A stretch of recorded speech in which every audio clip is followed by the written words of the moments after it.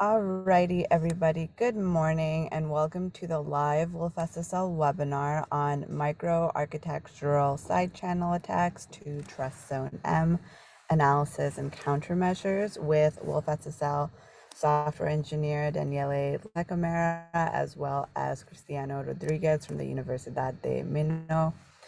My name is Kajal Subkoda, and I will be moderating this webinar. All attendees will be in listen-only mode. If you have any questions, please feel free to use the Q&A box or raise your hand to be unmuted if you'd like to ask the question live, as we will host a Q&A session following the presentation. This webinar will also be recorded and made available on our YouTube channel shortly after the presentation, and I invite everyone to follow us on Twitter at wolfSSL, as well as all of our other socials, and please feel free to email us at facts, that's FACTS at wolfSSL.com if you have any additional questions. And now I'm going to give a brief company overview before we move on to the technical presentation. So wolfSSL was founded in 2004 by Todd Auska and Larry Stefanik when they realized there wasn't a dual license and open source dual license embedded SSL library available. OpenSSL existed at the time, but there was a demand for an alternative that was easily portable, smaller, faster, available under a clear commercial license, was equipped with a clean and modern API, and offered commercial-style developer support. wolfSSL was born into this market need with an OpenSSL compatibility layer. Today, wolfSSL secures over 2 billion connections. We have more than 1,000 OEM customers and dozens of resellers. wolfSSL is made up of almost 50 dedicated employees in 2023, most of which are engineers. This progress is, of course, supported by a strong partner network that we're very proud of, which includes DDCI, STMicro, and Keyfactor, for example. Since the beginning, our engineering team has developed several embedded security products, including wolfCrypt with DO178 support, FIPS certification and a FIPS-ready offering, MQTT up to the version 5 specification, SSH v2, TPM 2.0, a secure bootloader known as wolfBoot, as well as Java wrappers and JSSC support and commercial support for curl. All of these offerings are accompanied by thorough maintenance and support plans up to the 24/7 level. We also offer full service consulting. And now I'm going to hand it over to Cristiano Rodrigues to talk about the UARC side channel attacks on MCUs. Hi, are you listening? Thank you, Kajal. Before I start, just a little disclaimer. I'm joining this webinar as a guest, and I am an independent researcher without any affiliation or paid work with wolfSSL. With this said, let's start. I'm here to present or describe Busted Attack. This is a new class of microarchitectural side channel attacks affecting MCUs that was first unveiled some years ago on Black Hat Asia and have been gaining a good traction. And why this such a big deal? What makes this attack so exciting? Well, I'm pretty sure that all of you have heard about Spectre and Meltdown. The discovery of Spectre and Meltdown had turned the system security upside down. These attacks were the final proof that it's possible to leverage microarchitecture of a computer to leak sensitive information and steal secrets. Since then, we have seen a plethora of powerful attacks capable of breaking all security boundaries and isolations. But one interesting observation is that among the full computing spectrum, these attacks have mainly affected and target the so-called microprocessor or application processor units, APUs. These are CPUs that power servers, computers, mobile phones, and routers and gateways devices. On the opposite side of the computing spectrum, there is this class of compute units called microcontrollers, or simply MCUs, and besides they are shipped in billions annually, the MCUs have been free from this class of attacks. MCUs are seen as too simple to be vulnerable, They don't have complex microarchitectural components, don't have virtual memory, and the majority of MCUs don't even have a cache. So what they have? Few things. They typically have a single CPU, some bus master like a DMA, some memory banks like a flash or a static RAM, and a vast array of peripherals like wards, SPIs, timers, and so on. And all of these are linked through a bus interconnect. There is a general belief that MCUs are not vulnerable to microarchitectural timing side channels attacks because their microarchitecture is strictly simple, which is pretty rational. But we challenged this assumption and found an interesting observation. Our key observation is when a slave port is targeted by multiple bus masters, there are contention on the arbitration logic which can be detected through time difference. And let's see how this plays out. So here we have a simplified view of MCU architecture consisting of a single central processing unit, a single DMA, one static RAM memory, a flash, and a set of peripherals. So let's look at a normal operation. The CPU issues a transaction to access specific data in memory, and it goes well. The same happens if the DMA issues a transaction to access a specific data in memory. And while the CPU is not doing any memory accesses or is not active, it goes well as well. However, the problem happens when both masters, CPU and DMA, issue a transaction to access the memory at the same time. In this case, the access of the bus master will be delayed in time, resulting in time difference. For example, in this image, the access of the CPU is issued while the access from DMA is delayed. Thus, the time of DMA access will increase. And this is what we leverage to create the microarchitectural channel to mount the attack. Now I will explain how we went from a simple observation of a microarchitectural channel to a full-fledged attack. Let's start with the basics. Let's assume that the spy and the victim are time-sharing a single core CPU. The spy wants to create contention on the victim and see what happens. So the spy triggers the DMA and invokes the victim code. This will create contention because two transfers are competing for the same time slot on the bus, A1 and A2. However, just one transfer can go through. The arbitration logic of the bus gives priority to the CPU and delays the DMA transfer. This delay is what creates the channel and what we leverage to detect contention. Furthermore, the MCUs have a load and store architecture. This means that only load and stores can access data memory. This is an important point because it allows us to distinguish between normal instruction that only access code memory and load and store that access both memories, flash and SRAM, or data memory. What this really means for us as attacker is that if we see contention on the SRAM bus, we know that either a load or a store was executed. So let's assume that the victim has the most basic secret bundled code, an if statement that branch on a binary secret. So when the secret is 1, the if is executed, otherwise the else code is executed. Most of the instructions of this if statement take 1 clock cycle to execute and are constant across execution paths.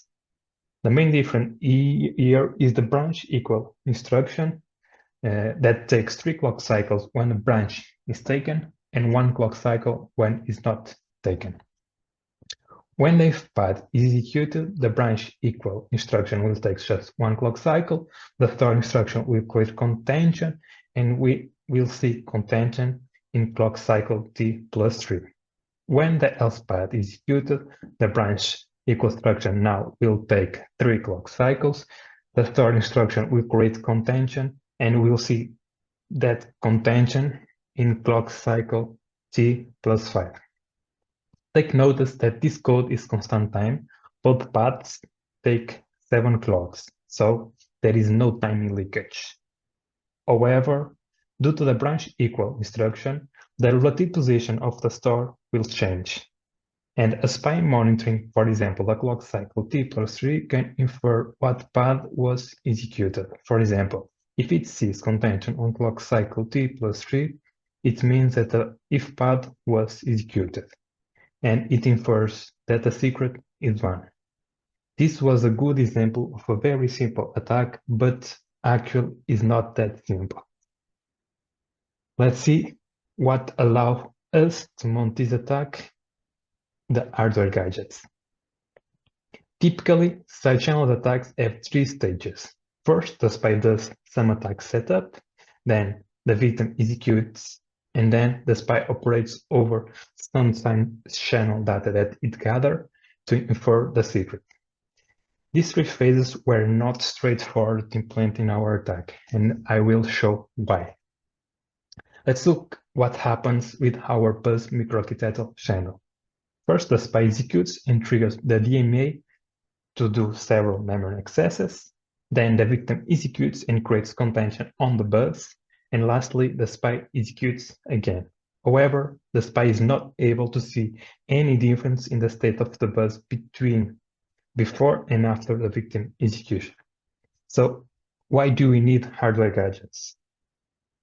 First, the bus is a stateless component and cannot hold any data or state over time. Furthermore, we are not able to have concurrent execution between the spy and the victim because we are targeting single-core MCUs.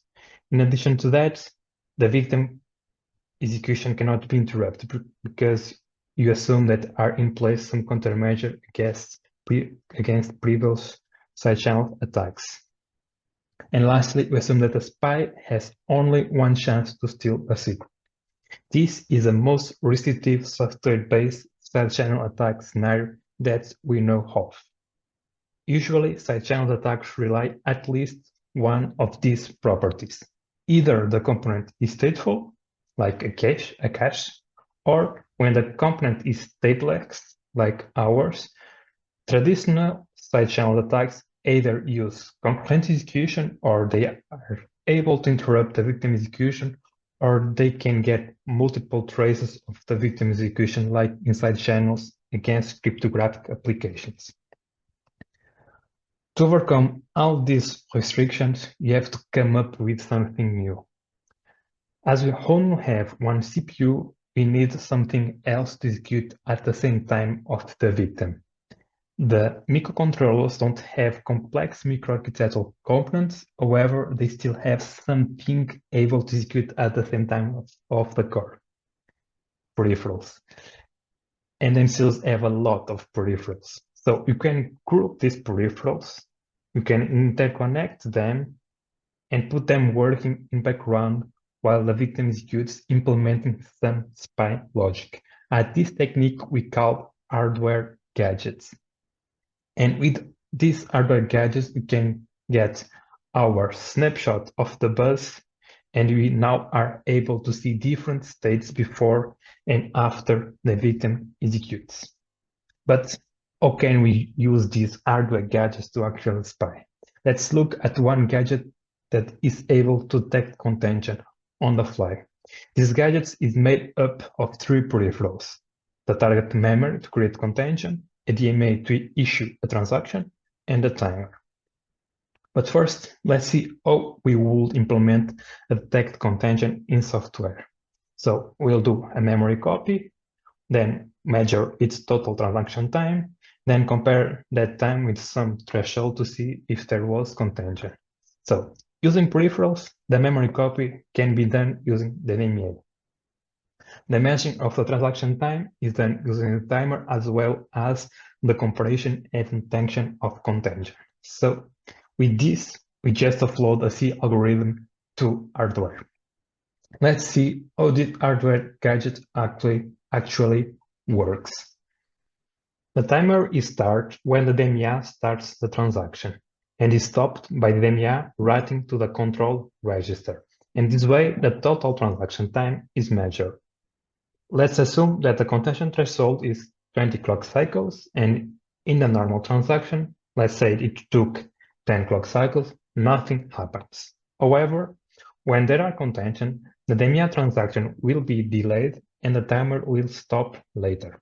So in this case, the transaction time will increase to, let's say, 25 clock cycles and exceed the contention threshold, which will generate interrupts signaling contention. Let's go back to our toy example and try to apply this. Let's assume that the spy is monitoring clock cycle T plus 3 and that the tech contention gadget access memory in clock cycle T plus 3. When the else path is executed, there won't be any memory accesses in clock cycle T plus 3, so the DMA transaction will take only 10 clock cycles. However, when the if path is executed, the code will access data memory and will generate contention on the bus interconnects, which will be delayed the access to the DMA. Now, the DMA transfer will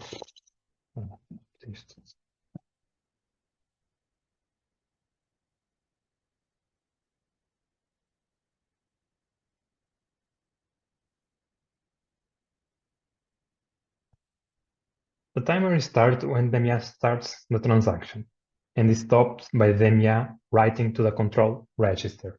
And this way, the total transaction time is measured. Let's assume that the contention threshold is 20 clock cycles. In the normal transaction, let's say it took 10 clock cycles, nothing happens. However, when there are contention, the DMA transaction will be delayed and the timer will stop later. So in this case, the transaction time will increase to 25 clock cycles and exceed the contention threshold, and interrupt will be fired, signaling contention. Let's go back to our example and try to apply this. Let's assume that the spy is monitoring clock cycle T plus 3, and that the detect contention gadget access memory also in clock cycle T plus 3. When the else path is executed, there won't be any memory access in that clock, so the DMA transaction will take 10 clock cycles. However, when the if path is executed, the code will access data memory and contention will be generated on the bus interconnect, which will delay the DMA. Now, the DMA transfer will take 25 clock cycles, which will trigger an interrupt. So the spy can infer the secret by observing or not an interrupt from the hardware gadget. For example, if it sees an interrupt, it means that the secret is won. And this is how we leverage the contention on the bus interconnect plus the hardware gadgets to mount the attack. Now I will show you the setup of our proof of concept attack, which we called Busted. Busted is a single run microarchitectural attack that leverages contention on the arbitration logic of the bus interconnect to steal secrets. We have a proof of concept attack against a smart lock application. Here, the goal of an attacker is to steal the secret PIN that the user introduces. We assume that this device is powered by a simple Cortex-M with TrustZone, which creates two isolated execution zones. The victim runs on top of the FM in a secure world and interfaces with a trusted keypad. The spy is running on the non-secure world and is isolated by TrustZone. Both spy and victim share the same memory bank. However, there are memory regions. The memory regions are completely isolated from each other by protection mechanisms like MPU. The spy has some hardware gadgets that are monitoring the shared bus and are able to steal the secret PIN in real time while the user introduces the PIN. This is how we attack an application using hardware. I don't have time to go deep on this proof of concept attack. It will take at least more 15 minutes. So if you want to know more, just head to the site of the attack. www.bustedattack.com. We have several resources and a white paper where we describe with great detail how the attack was done and how we mount the hardware gadgets to steal the secret pin. Some final remarks. So if you take something from my presentation, I want to be this slide. First, we show evidence that MCUs are vulnerable to microarchitectural side channel attacks. We present Busted, a new class of software-based microarchitectural timing side channel attacks affecting MCUs. We also introduce a new concept of hardware gadgets, which are several interconnect peripherals which enable side channel attacks on single core MCUs. And we also show a reference attack that bypasses the trust execution environment of state-of-the-art TrustZone-M MCUs. And I will pass here and hand the presentation to Daniel. Thank you very much. Thanks, Cristiano, for joining us in this webinar today and for explaining the details. Despite a little technical problems, I think that we can solve this for the version that we have that we will upload to our YouTube channel. So now quickly, just to connect back to what you were talking about and the important things to highlight here from our point of view as a supplier of security components and specifically crypto components that are nowadays often offered as a service from a secure domain. We will just want to highlight in a few slides what are the advantages of using wolfCrypt as a crypto library in a context like this.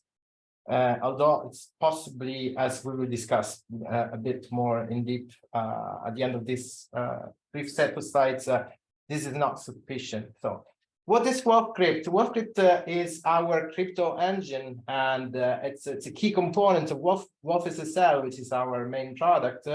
And it's what wolfSSL and all our other products use to actually implement cryptographic operations. We do support all the latest all the latest algorithms in various domains, from integrity checks or digest, public key authentication and encryption, as well as symmetric key encryption with the common key. And as I said, this is a very important component for us because that's where actually all the math and all the algorithms are implemented. And recently, we also have introduced the finalist for post-quantum algorithm that have been selected among the participants from NIST to be the finalist for the, let's say, selection of algorithms that will survive quantum computing. So we are already up to speed with these new algorithms. Now, for what is the topic of today, which is, of course, a specific side channel attack that we have seen that Cristiano showed to us. That's time-based side channel attack in particular. We do have, and we've always had for a while and now, specific countermeasures and mitigations for against those type of attacks, not just the timing attacks, but also cache and glitching and other types of attacks. And we'll see. Everything that we ship with wolfCrypt is by default hardened in the sense that there are countermeasures to make the algorithms timing resistant, which basically means that if you're using directly our cryptography API calls, you have a certain degree of certainty that the attacker cannot make assumptions about the content of the secret just by looking at timing as the as the attack vector of Cristiano showed in the specific case of defeating the barrier between secure and non-secure code in TrustZone-M. So we do offer some switches to disable those settings, which is specific timing resistance for the math part, and ACC specific timing resistance, RSA blinding, and other protections against time-based side channels. But we always recommend to keep those options on, as they are on by default all the time. Now, we quickly go through those three types of attacks. The cache attacks are related to the fact that more complex processors than with the one that we've seen today, it uses speculative execution. So there are observable side effects for an attacker to guess components or the entire secret just by looking how at the state of the cache during or afterwards the operation has taken place. And the mitigation, of course, is related to the way we avoid branching within the inner implementation of our cryptographic operations. And of course, this is specifically to avoid leaving traces in the cache for attackers to make this kind of guessing on the secrets. Then we have glitching attacks. Glitching attacks are very interesting. Usually the goal is try to skip instruction or disabling some kind of hardware assisted protection, such as, I don't know, write protection or read protection tab on the flash that depend on a component in the core that can be glitched by a sudden change in supply voltage or by changing the frequency of the clock at runtime. And of course, these are mostly physical attacks. And or, for instance, possibly injecting electronic electromagnetics interference to inject faults in the code itself. And these are incredibly effective against microcontrollers, especially in secure boot. And the countermeasures for these attacks are not simple because we needed to add redundant checks and canary values, especially to our bootloader, to prevent this. And then the ones that we talked about today. So if you time specific operations, you might be able to do assumptions like Cristiano successfully did on the target today. And countering this kind of attacks means that all the secure operations must run in constant time and must be especially secret independent. Cristiano talked about secret dependent code, and that's something that you should always avoid. And of course, we do have these kind of protections inside wolfCrypt itself. So we are doing our part from the crypto side in preparation also of using those in less secure or already compromised, as we have seen, situation like the secure mode of TrustZone. But there is another thing I want to talk about today, which is secure boot. And we do have among our product range a product that's called wolfBoot, which is a secure bootloader. Secure boot, basically what it does is prevents any untrusted, unauthorized code to run on our embedded system. The secure bootloader will check the authentication through a public key-based signature of your running code. And this can be both, of course, in secure and insecure modes. And we implemented this following a recommendation from the IETF that later on became an RFC a couple of years ago, RFC 1919, which instructed us how to keep the parseware small and operate with a small bootloader, small in size, which is also less vulnerable to attacks, especially on the parser side, and it must use, of course, public key authentication. wolfBoot has been written in C, and it is very small footprint. It's designed with memory safety in mind, so there is no malloc or free. And it has a, let's say, predictable flow, so it makes it safe to use in safety critical environments such as aerospace or medical devices or anywhere when it's life critical and you still need a secure bootloader. And it relies on wolfCrypt, of course, so our crypto engine is still there, especially to verify using ECC RSA 25519, D448, or any algorithm that's implemented by wolfCrypt on this. And it is based on a single root to trust, which could be just a trust anchor if it's consists only of a public key. And it also supports very specific features such as encrypted updates and delta updates. We support the most common architectures out there with our newest port on Intel x86 with a very small footprint bootloader that's safe to use in safety critical environments as a replacement of Slim Boot or any solution that you're using as your stage one in your Intel machine. And of course, the most popular and common embedded target. Yeah, as I said, it's just relying on a trust anchor to embed the public keys that can be used to verify the signature of the software that's running on board. And it works basically by attaching a manifest header at the beginning of the image. This manifest header contains information about the firmware and the metadata, such as the signature itself of the firmware, which is based, of course, on a private key that the signer keeps secret and it's never distributed with the target itself. We do support different strategies for staging your target and for assisting firmware updates, of course. In microcontrollers like the architecture that we have analyzed today, we use a boot update approach where the entry point for the running application is always the same, so it boots always from the same partition.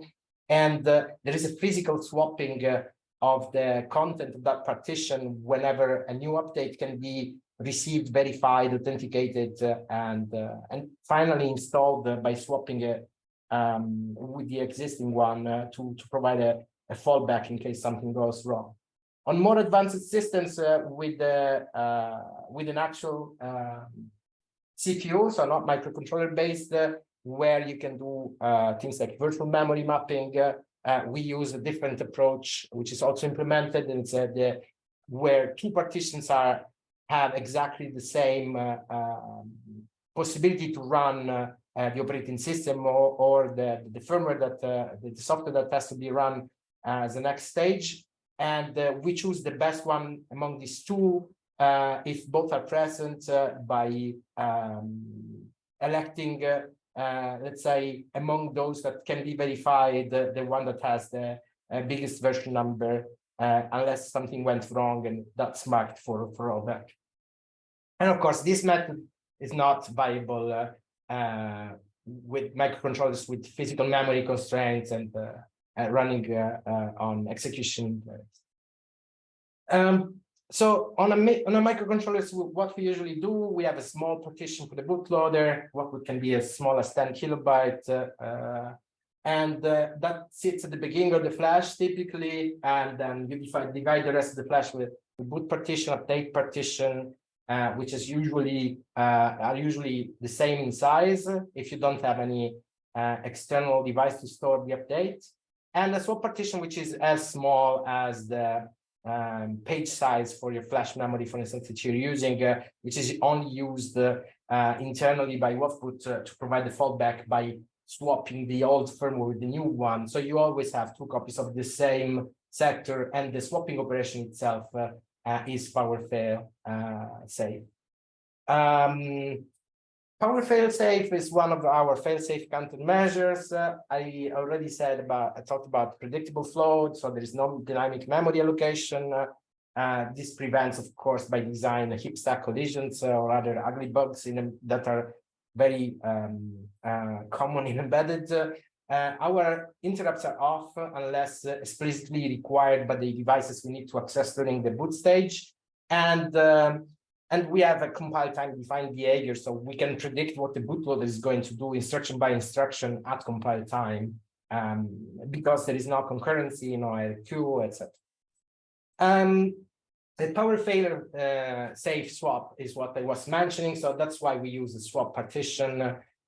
So even if the swapping of the two images is interrupted at the worst time possible, wolfBoot will resume the swapping operation when the device is put up again.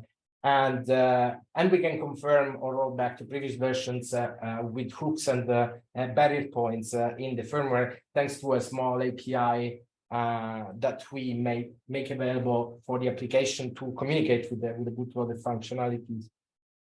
We do have some unique features such as delta updates, which allows, especially on smaller microcontrollers, to just send the binary difference between the previous and the current version. And this, of course, reduces the update size, the transfer size, and still very secure because it keeps two levels of authentication and still possible to roll back because the patch that we provide is actually two ways, so we can roll back to the existing version if something goes wrong. And yeah, side channel and glitch text mitigation. For what we know, this is the only effective countermeasure for, especially for electromagnetic fault injection, and but also for voltage and clock fault injections. And these kind of countermeasures are currently very architecture specific because it's a ton of redundant assembly code that we have to ensure that during the build process is not discarded by the compiler, because that always tries to make things optimal rather than redundant. So it needs to be in specific specific assembly for that specific machine. In conclusion, what I want to say is what the API that we provide, that are the important ones, that are the crypto ones, are already tested for against time predictability, not only about the result of the operations, but also the secrets that are handled inside them. So we care a lot about providing secure, let's say, secret independent code for what concerns crypto libraries. For, of course, the implementation of the secure word domain calls should follow the same rules, even if you are accessing a keypad, or, you know, there is always an entry point that skilled people like the researchers of the University of Minho can always use to escalate privileges there. So we need to keep our eyes open on that. And one thing that we heavily recommend is to always set up a secure boot and have a secure bootloader check the authenticity of all the firmware that you're using there, that you're running there. So including the software that's running in non-secure mode. If let's say a system was protected by a secure bootloader that's designed with this purpose in mind, it would have been much harder for an attacker that had known about the busted vulnerability in TrustZone to actually provide a viable vector for this, because of course the attack that we have seen today assumes that an attacker will have the freedom to run forged code in non-secure mode on this target. And we understand this is not always it's not always an option, especially for more complex designs. But at wolfSSL, as usual, we are happy to hear about your design and how you're using our components, and especially what are you doing for protecting against abuse of privilege and abuse of execution time in your target for any types of attacks. This concludes a bit the part that I wanted to talk about the countermeasures. There will be more to talk about wolfBoot will also soon be available as a secure monitor, and of course we will use as much as possible all the suggestions from the researcher communities to understand how to do specific countermeasures when it comes to managing access to secure environment, trusted security environment using non-secure callable code. But if you want really to protect against this kind of attacks, probably the best way would be to have, like we are establishing this kind of channel, you should do this as well, and have a talk with Cristiano and Sandro Pinto, Dr. Sandro Pinto, that are the author of this paper, and Cristiano can give us a little bit more details about this, probably. Yeah, just a few last words. So you can head to bustedattack.com. You have all the resources that we share with the public lie there. You can also contact us at info@bustedattack.com, and we provide. Can you pass a slide?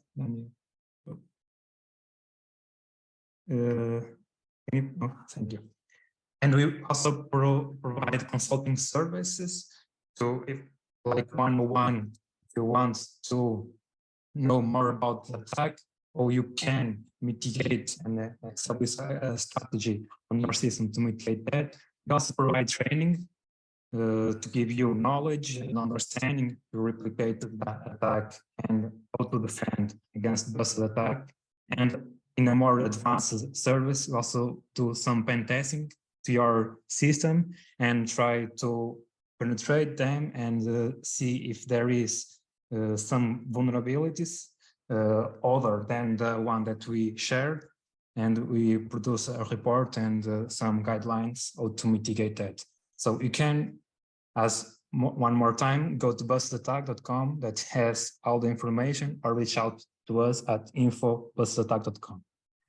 And I think that now it's time to Q&A.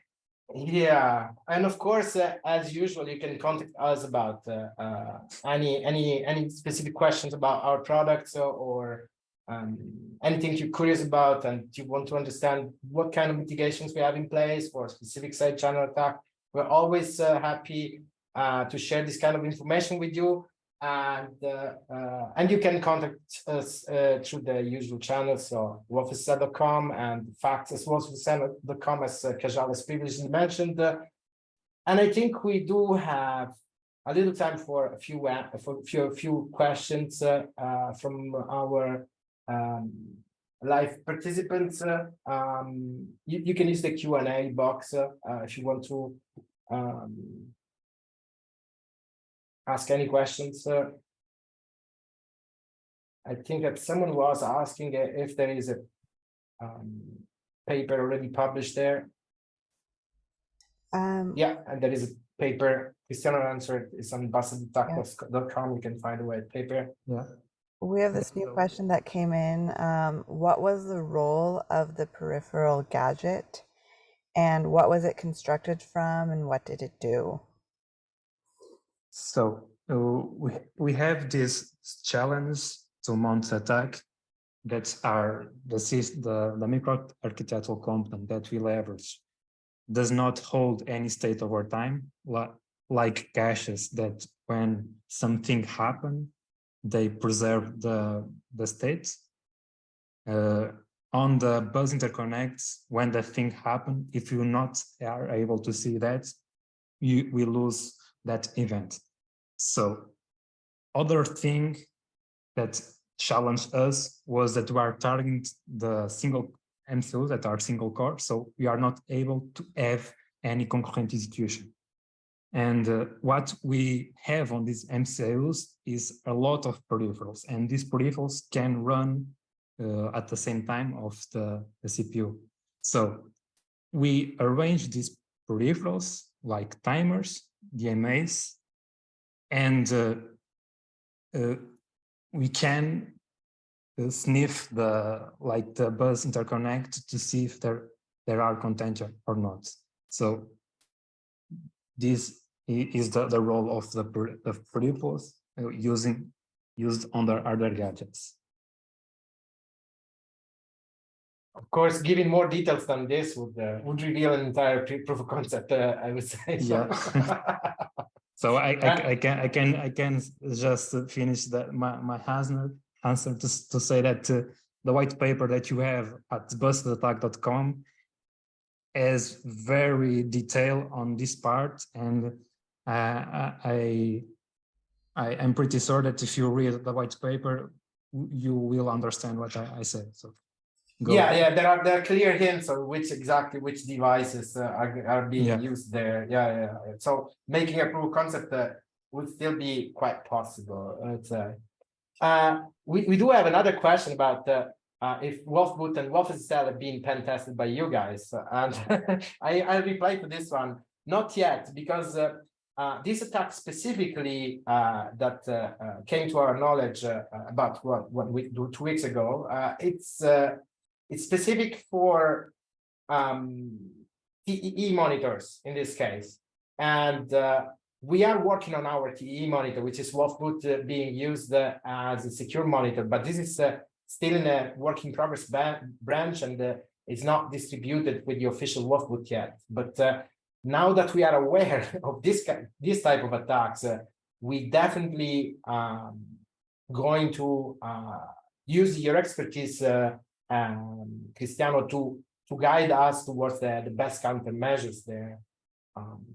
I don't know if it's the right time to mention what this kind of countermeasure could be, but we can freely discuss about this if you want, Cristiano. We haven't had the chance yet, but I believe that it's a mix of constant time non-secure calls and also being able to disable some kind of DMA channels to avoid grouping devices together. At least this should be enough for single core microcontroller architectures for the way I understand the attack, considering a secure monitor that has the control on all the hardware that can be accessed by non-secure code in this case. What are your thoughts about this?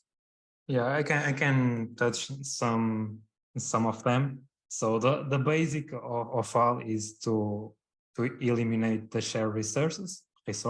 Like if you don't share a memory bank, there will not be any channel.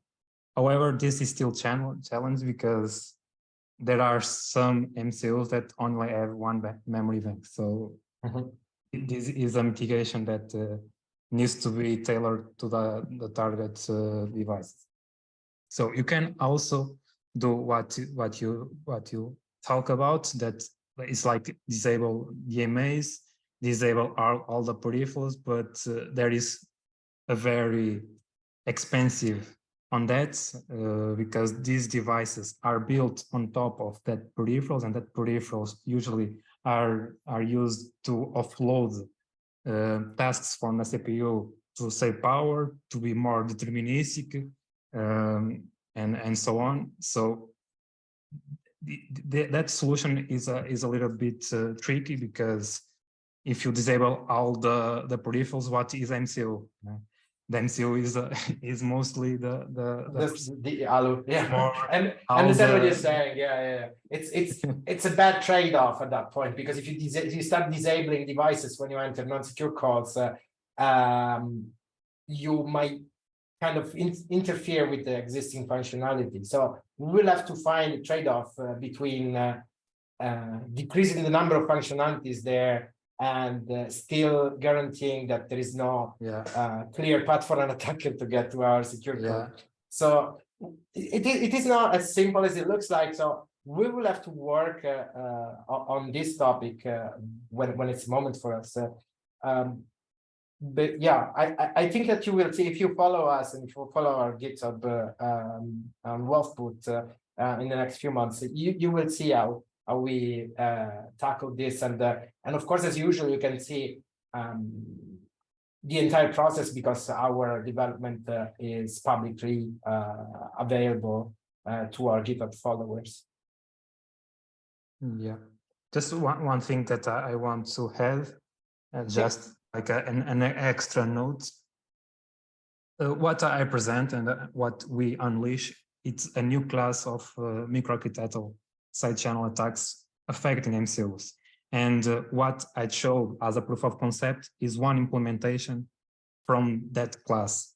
And is a very specific implementation that we strive to get the best or better, the worst case scenario where we have a single core MCU, where we have the interrupts total disabled, when we have the just one chance to steal the secrets, and we can do other things in scenarios that are less restrictive, like in cryptographic algorithms, that we can run the victim multiple times and get multiple traces, and that's besides the algorithm per se be constant time, we can get other kind of rearrangement of the peripherals and the things that we can observe and still mount attack. And we are exploring it. I cannot unleash more than that, but certain that can have more variations behind the one that I just showed you. Is it correct to say, Cristiano, maybe that the biggest breakthrough is not the attack itself in this research that you've done, but the discovering the fact that there is a vulnerability in bus contention that can be used in various different scenarios, not just in TEE, and this probably opened the doors for new research in this direction. Yeah, it's totally true, and I will add to that the concept that we first introduced, the hardware gadgets, that on top of what you said is another breakthrough, because no one looked to the peripherals and rearrange them to work in adversarial way, and we did that, and it was what enables part of our attack on a single CPU, and is what makes this a lot powerful. Okay, so we have another question here. Is there a greater chance for side channel attacks when using more than one core? I think that the answer is yes, because you don't have to create the group of spy peripherals, right? You could just run your contention measurement from the other core. Is that correct?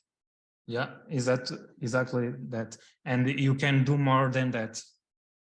You can do like an hybrid, like some part of the spy on the second core and some part of the spy in hardware gadgets, and you will have a very powerful attack vector against the victim core. Okay, this is very interesting. It's, as soon as we see more and more of those multi-core TrustZone-M targets, this will open up another can of worms. Yeah.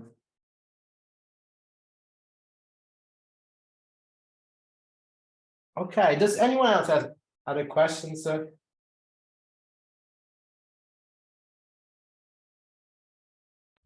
All right. Oh, thank you, Daniela, and thank you, Cristiano, for a fantastic presentation. I think there is one more question. There's one more question, last second. Let's do this. How do you synchronize the DMA access with the timing of human pressing the key? So there is one process that I don't explain because I don't have time, but if you go to the bustedattack.com and see that paper, it will be explained. But I can do some pointers. We have two phases of the attack, and one is a profiling phase where we have on a lab setting the device we want to attack, and we put there the open source code, and we get a precise pattern of the execution of that. And with that pattern, we can then fine-tuning our hardware gadgets to create with clock precision the contention on the clock that you want. And we are always in lockstep executing the hardware gadgets with the victim codes. And when the victim presses the key, we can leak the secret.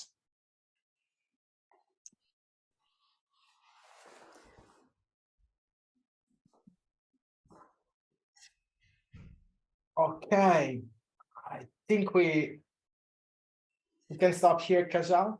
Okay, awesome. Yeah, thank you everyone for attending. Thank you, Daniela and Cristiano, for a fantastic presentation. As a reminder to everyone, you can, send emails to facts at, that's FACTS at wolfSSL.com, as well as info@bustedattack.com.